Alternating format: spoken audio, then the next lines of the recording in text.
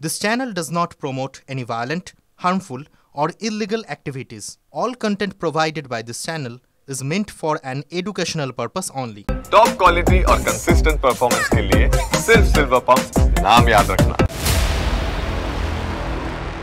কসবা ল কলেজে ছাত্রীকে গণধর্ষণ কাণ্ডে শুক্রবার গ্রেপ্তার করা হয়েছিল মূল অভিযুক্ত সহ 3 জনকে, আর শনিবার গ্রেপ্তার করা হলো আরো একজনকে। এদিকে কসবা কাণ্ডে সিবিআই তদন্ত চাইছে না বিজেপি। দিকে দিকে বিক্ষোভের মাঝে আজব যুক্তি তৃণমূল বিধায়ক মদন মিত্রের। ডিটেইল দেখুন প্রতিবেদনে।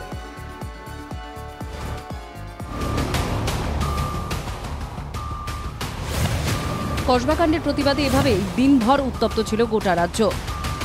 এদিকে শনিবার সকালে গ্রেপ্তার করা হয়েছে কসবা ল কলেজের সেদিন নিরাপত্তার দায়িত্বে থাকা নিরাপত্তা রক্ষীকে। আরজি জানিয়েও গার্ডের সাহায্য পাননি বলে জানিয়েছেন অভিযোগকারিনী।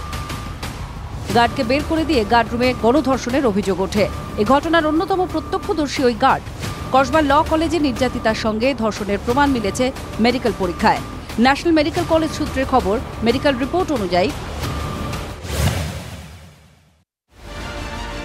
নির্যাতিতার গলা ও বুকে আঁচড় আর কামড়ের দাগ মিলেছে। যৌন হেনস্থার চিহ্ন। একজন ধর্ষণে যুক্ত, বাকি দুজন দাঁড়িয়েছিল, জানিয়েছেন নির্যাতিত আইনের ছাত্রী। অভিযোগকারিনীর বয়ানের সঙ্গে ডাক্তারি পরীক্ষা এবং ফরেনসিক তদন্তে উঠে আসা পারিপার্শ্বিক তথ্য প্রমাণ অনেক কিছুই মিলে যাচ্ছে বলে সূত্রের খবর।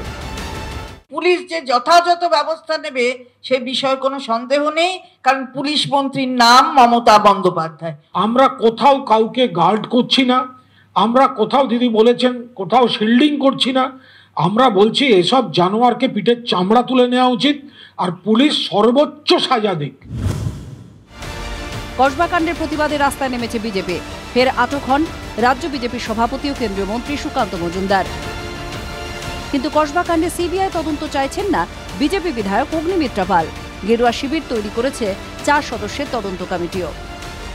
আমার সিবিআই প্রচন্ড এফেক্টিভ, কিন্তু সিবিআই কে আপনি 5 দিন 10 দিন বাদে কেস দেবেন, সমস্ত তথ্য ট্যাম্পার করে দিয়ে পুরো ভাঙচুর করে বাংলা নিজের মেয়েকে চায়, এও বাংলার মেয়ে, এর বিচার আপনার পুলিশকেই করতে হবে। ये कमेटी 4 दलीय सदस्यों का है। यह जांच समिति शीघ्र ही घटनास्थल का दौरा करेगी और अपनी रिपोर्ट माननीय राष्ट्रीय अध्यक्ष जी को सौंपेगी। ধৃত মনোজিতের আরো কুকীর্তি প্রকাশ্যে এসেছে। অভিযোগ, ছাত্রীর অশালীন ভিডিও তুলে ব্ল্যাকমেল করত মনোজিৎ। এক নয়, একাধিক ছাত্রীকে ধর্ষণের অভিযোগ মনোজিতের বিরুদ্ধে। কোনো প্রভাবশালীর হাত ছিল ধৃত মনোজিতের মাথায়? এইসব প্রশ্ন নিয়ে যখন উত্তাল রাজ্য রাজনীতি, তখন আজব কথা কামারহাটের তৃণমূল বিধায়ক মদন মিত্রের গলায়। वो लड़की अगर नहीं जाता तो ये घटना नहीं घटते थे। अगर जाने का टाइम लड़की किसी को बता के जाते थे, 2 सहेलियां लेके जाते थे, ये नहीं घटते। वो जो देख रहे हैं हम, जो गंदा काम किया, वो ये taken the advantage of the situation. শুক্রবার রাতে ঘটনার পুনর্নির্মাণের প্রক্রিয়ার জন্য নির্যাতিতাকে ঘটনাস্থলে নিয়ে যায় police. Bureau report, TV9 Bangla. Kasba গণধর্ষণ কাণ্ডে ধৃত মূল অভিযুক্ত মনোজিৎ মিশ্র। মনোজিতের বান্ধবীর সঙ্গে কথা বলেছেন TV9 বাংলার প্রতিনিধি সুমন মহাপাত্র। মনোজিতের কুকীর্তির বিষয়ে কিছুই জানতেন না তিনি, জানিয়েছেন TV9 বাংলাকে। একটি মেয়ের সাথে এই ঘটনা ঘটেছে, তোমার সেই মেয়েটির প্রতি সমর্থন আছে তো? প্রথম কথা, সেই মেয়েটিকে আমি আজ অব্দি দেখিনি, চিনি না। আমি ওই কলেজের এক্স স্টুডেন্ট, ঠিক আছে? ওই কলেজের আমি এক্স স্টুডেন্ট। আমি যে সময় পাস আউট হয়েছি সেই সময় এই মেয়েটি ভর্তি তো দূরের কথা, মানে তো সে তো রিসেন্ট ভর্তি হয়েছে যেটুকু শোনা, ঠিক আছে?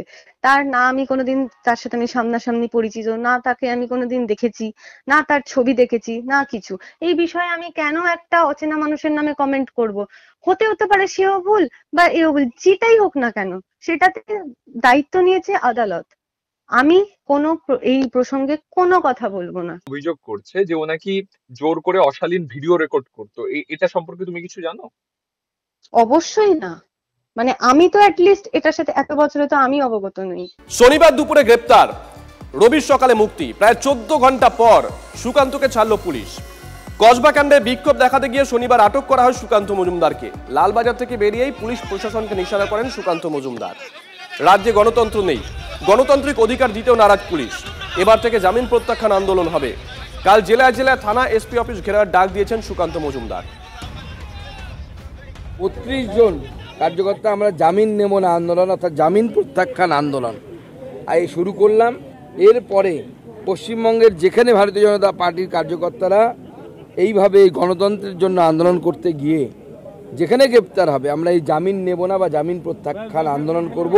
আমরা দেখতে চাই যে পুলিশের বেশি ক্ষমতা না বিজেপি কার্যকর্তাদের ক্ষমতা, কত জেল আছে আমরা পশ্চিমবঙ্গ পুলিশের সেটা দেখতে চাই। কোথায় প্রশাসন? এরপরে একজন মুখ্যমন্ত্রী মুখ দেখাতে পারেন, তিনি সামনে আসতে পারেন এবং দাবি করতে পারেন আমরা এগিয়ে বাংলা মডেল চালাচ্ছি। এটা এগিয়ে বাংলা মডেল? তার লজ্জা করে না মুখ্যমন্ত্রী যে তার মতো মহিলা মুখ্যমন্ত্রী হওয়া সত্ত্বেও তার দলের পদ নিয়ে তার দলের নেতাদের সাথে ছবি তুলে এই ছেলেটি বা এই ছেলেগুলো তিনজন যাদের নাম এসছে তারা এই ধরনের পাশবিক অত্যাচার চালিয়েছে। এবং যারা এই ধরনের পাশবিক অত্যাচার চালাতে পারে, মনস্তাত্ত্বিক এক্সপার্টরা বলবে আপনাদেরকে এটা তাদের প্রথম কাজ নয়।